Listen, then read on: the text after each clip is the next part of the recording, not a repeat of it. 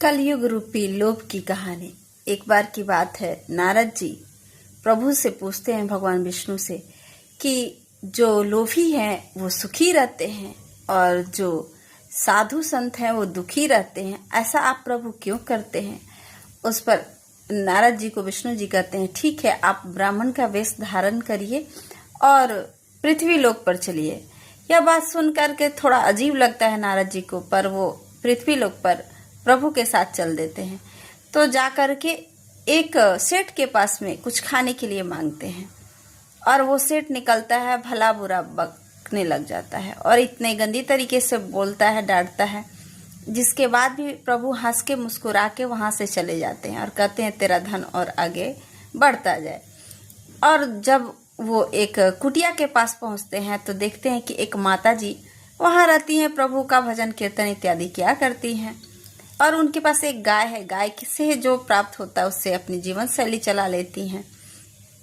तब नारद जी वहां पर खाने के लिए आग्रह करते हैं। माता जी कहती हैं कि बैठिए आप दोनों, मेरे पास खाने के लिए तो कुछ नहीं है, पर गाय के दूध जरूर मिलेंगे, और दूध लाकर सेवादारी कर देती हैं, जिससे प्रभु प्रसन्न होते हैं और वहां से थोड़ा आगे बढ़ करके कहते हैं कि इनकी गैया छिन जाए, मतलब प्रभु के धाम को चली जाए इनकी गैया। अब नारद जी को बड़ा अचंभा लगता है कि आखिर इन्होंने ऐसा क्यों कह दिया। ये तो इतनी सेवा की, वो भगाया तो उसको धन बढ़ा दिए, और ये सेवा की तो इनकी गैया को ही मारने को कह दिया प्रभु।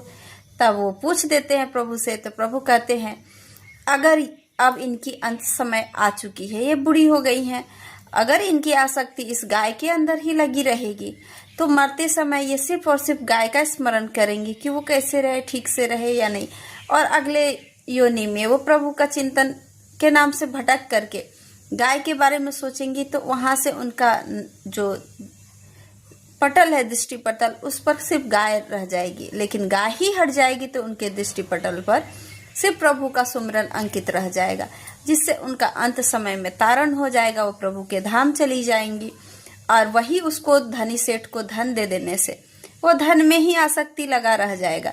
जब उसका अंत समय आएगा तो धन धन करते रहेगा और अगले जन्म में किसी सांप बन करके किसी तिजोरी के नीचे धन की रखवाली करते नजर आएगा। तो यह कृपा करते हैं, इसी वजह से प्रभु भक्तों को दुख प्रदान करते हैं और जो है असत्य करने वाले हो उनको सुख प्रदान करते हैं। कैसी लगी ये कहानी? जय श्री राधे।